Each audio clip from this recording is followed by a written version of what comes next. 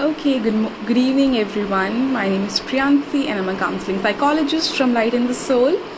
We have been here for last few days, and we are completing our A to Z series, mental health vocabulary, and we are on our fourth last episode today. Today we are going to discuss letter W. We're just waiting for our guest to join in, and then we'll start in a couple of minutes.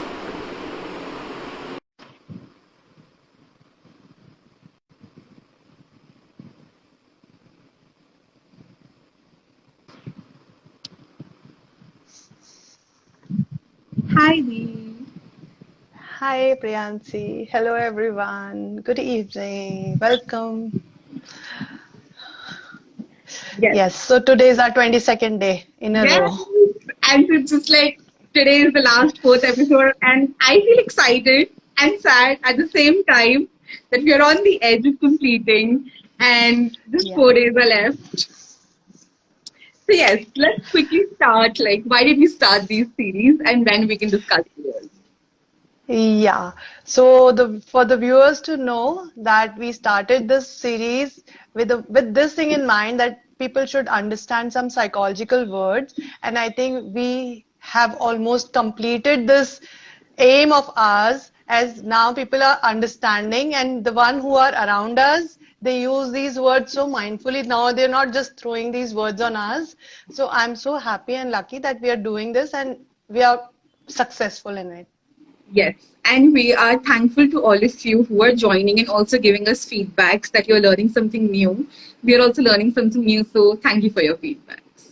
Yes, Yes. and we Yeah. are taking these words from the Oxford Dictionary of Psychology by Andrew Goldman and the American Psychological Association (APA). So let's start with the first word, the W. Yeah.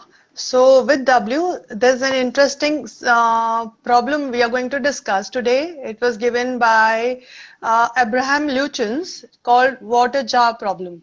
Okay. So first I'll read from the dictionary and then we'll discuss about it. So today there's a small exercise. I want all the viewers to take a pen and a pencil and a paper and just do a little quick exercise today, how your mind works. So what is our problem? Any logical problem involving the measurement of a specified volume of liquid using jars of different capacity. It was introduced by Abraham Lutyens. It is also known as Einstellung effect. It is a German word, means problem solving. So first Okay. I'll give you a problem and then we'll Okay. discuss about this problem. I also So have to this is do a it. tip. If yeah, you can. Yeah. So Should not be difficult. Okay. it's not difficult. It Okay. is how Let's you do solve your problems. Okay. So it's very easy. Yeah. it. Okay. But how we solve the problem, how we start, how we initiate to take that problem.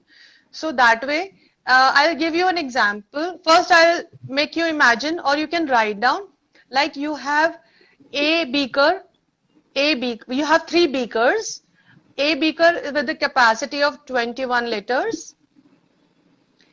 B with the capacity of 127 liters and C with the capacity of 3 liters. Okay. Now I want you to obtain 100 liters for me. Okay. So I want 100 liters. I have given you all these beakers and the water is lying in the tap. Okay. So I'm giving you beaker full of 127 liters to you. Okay. Okay. So I'm filling one jar for you of 127 liters. Now I just want 100 liters for me. So give me 100 liters. So I have to give you So how you 100 proceed? liters, right? Yeah. So how you proceed? Yeah. And if anyone gets the answer, you can write in the chat box also.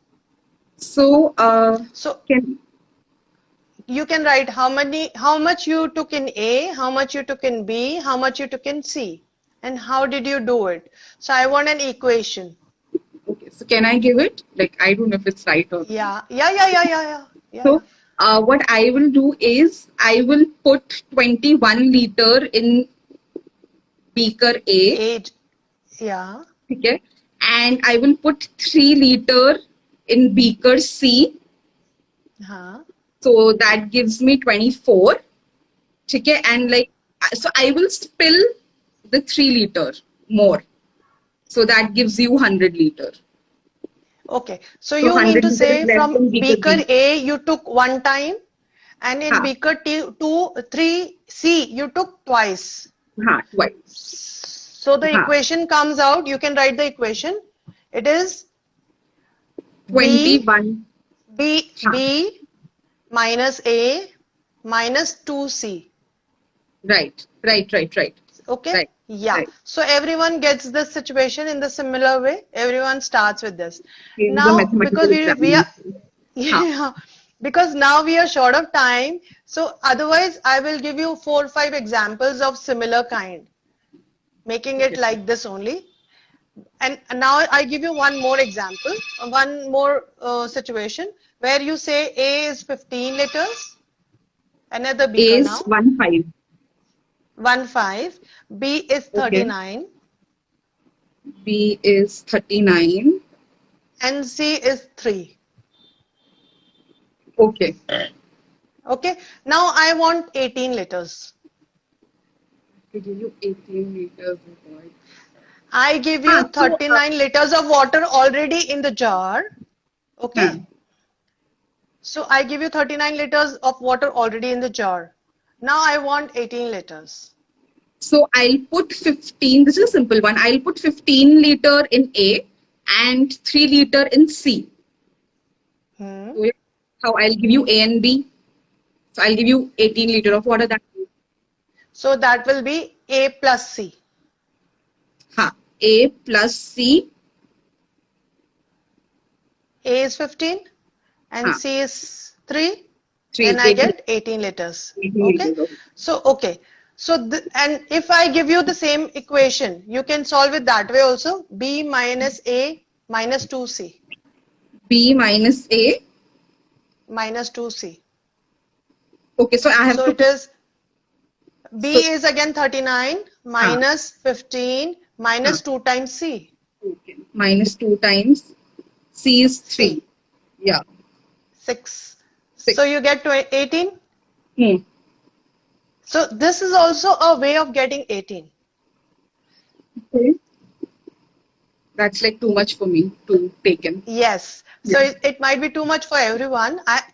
Just a point to make here about this water jar problem. What Liuchins wanted everyone to understand was that when you solve a problem in one way, and when you keep on solving your problem in just one way, your mind gets so fixed to that problem and situation and how to solve that problem that whenever you get into that situation, you will solve the problem in that similar way and Okay. your mind will get blocked.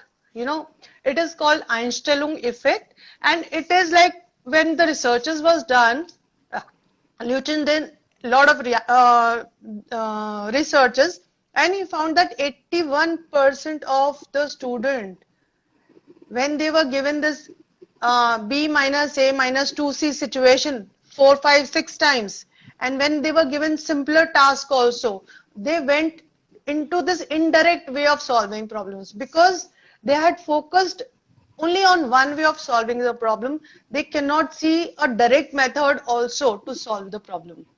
This is This the is concept called from cognitive psychology, right? Yes, this is cognitive bias, and this another name for this is functional fixedness. Means when we see something being used in one particular way, we will not use it in other ways. For example, I give you an example of a person who wanted a paperweight. Will look for paperweight only. If he sees a hammer, for that person, that hammer is only to fix the nail. He cannot use this hammer to as a paperweight. Yeah. So this is how people become fixed in using their brain because they have been using it in a similar pattern. This is called water jar problem, functional fixedness. Got it, got it, got it. That was like too much of information at one point.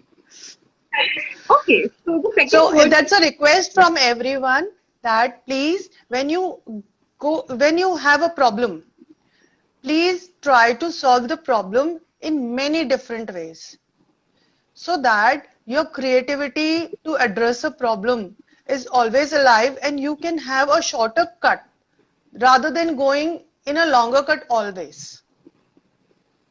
Okay? Yeah. So, the second word for today is withdrawal.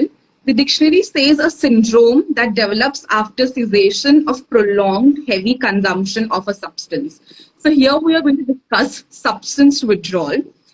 So, in simple language, I will say symptoms that occur after stopping or reducing consumption of a particular drug or a substance. So, basically, here I'm talking about cocaine, I'm talking about alcohol, I'm talking about nicotine.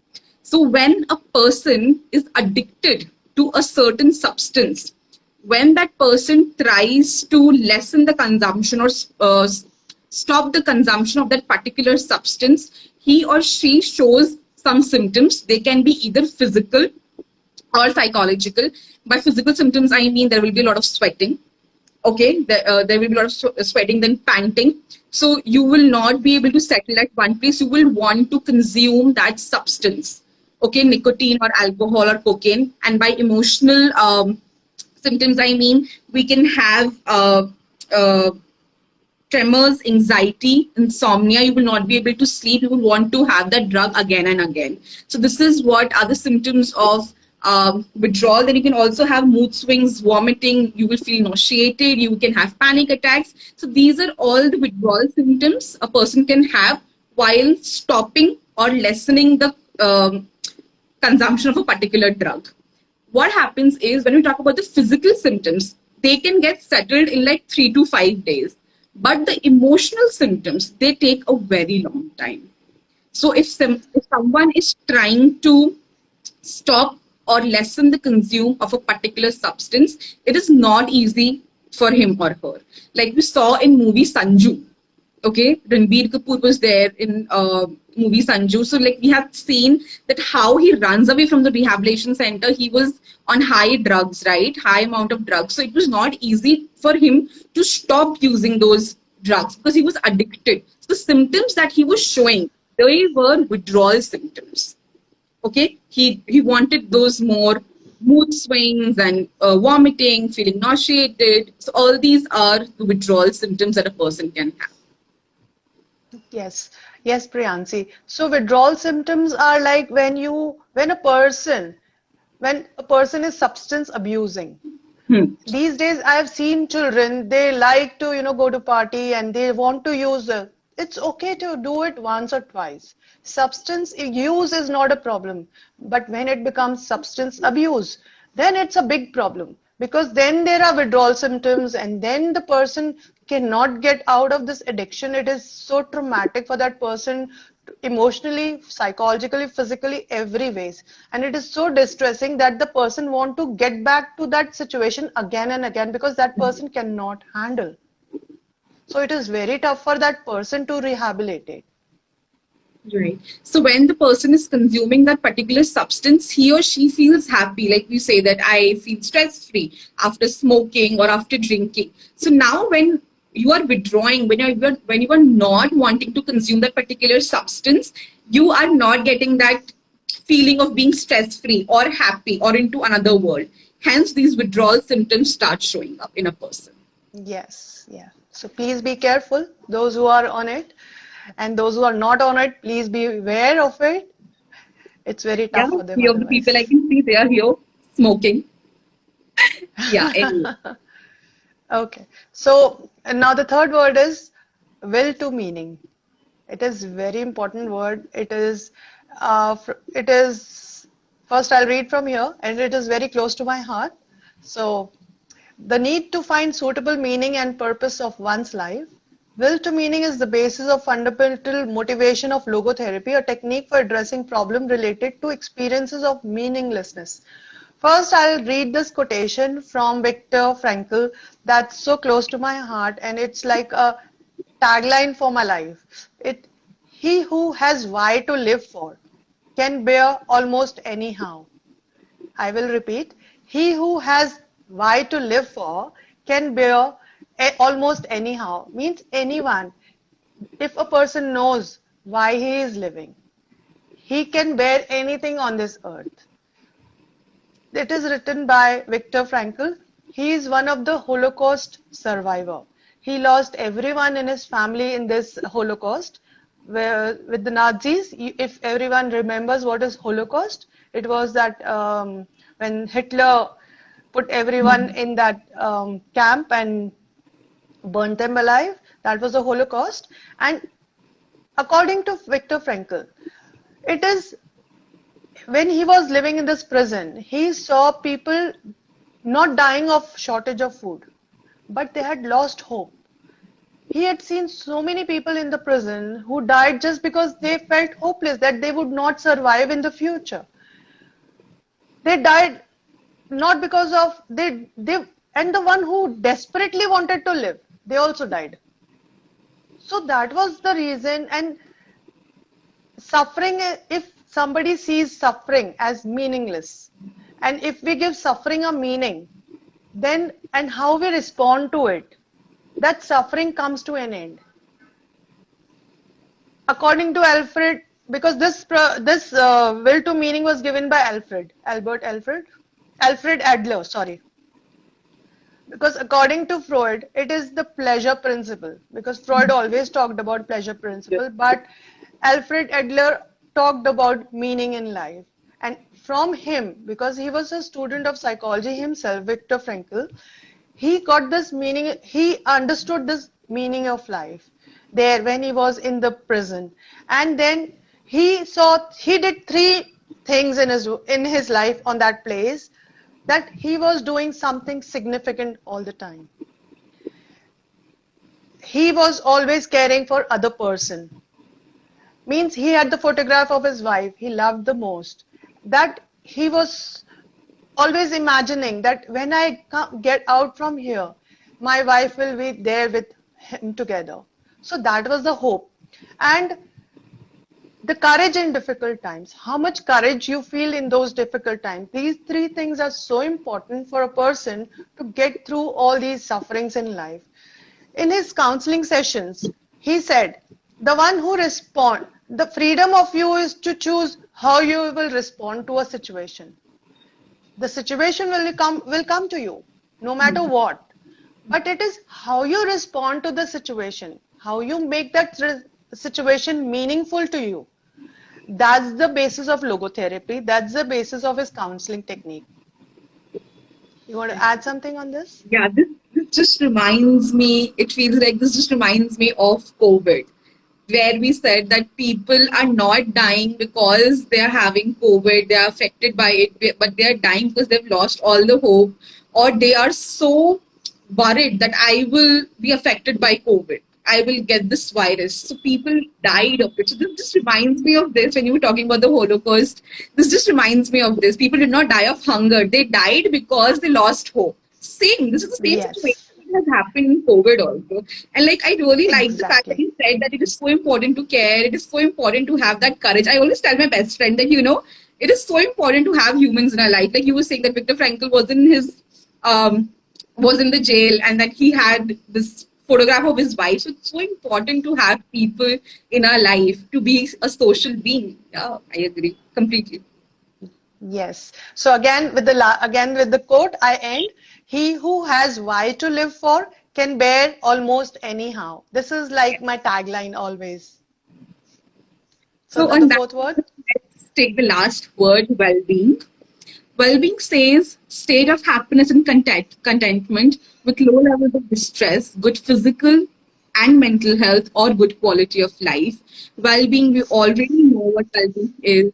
How are you doing in your life, personally, professionally, or maybe like how is your physical health, how is your mental health doing? What kind of life are you living? Are you a person who is, contributing to your own well-being or not? So how can we bring well-being into our life? By managing relationships in life, okay? Relationship with self and relationship with others. Second is self-care. Self-care is very important. We already know what self-care is. Then third is exercising or stretching or dancing, anything making the body move, movement basically what we say. Then eating nutritious food. It's okay to eat out, but if you are eating home cooked food, which is nutritious, that also contributes in our well being. We usually take it for granted, the home cooked food, but then it does contribute in our wellness, right? Then time management. Time management is a very strong tool to manage our well being. Then yoga, like exercise, I'd already told you. So these are a few techniques by which we can maintain our well-being. And well-being, as I already said, it can be physical, emotional, or spiritual. Yes, you want to add something? Yeah. So well-being was given according to Martin Seligman.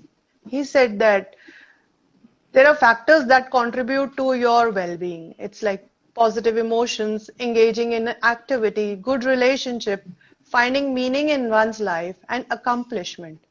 It was a global study was done in 160 countries, and it was seen that psychosocial improvement was because of the eudaimonic happiness, that means a long-term goal Yeah, we have happiness, discussed it. and hedonic happiness that we had already Yes, discussed, short-term happiness. Yes. short-term happiness or the personal happiness. So eudaimonic is happiness for others, compassionate for others, and hedonic means pleasure principle means happiness for self.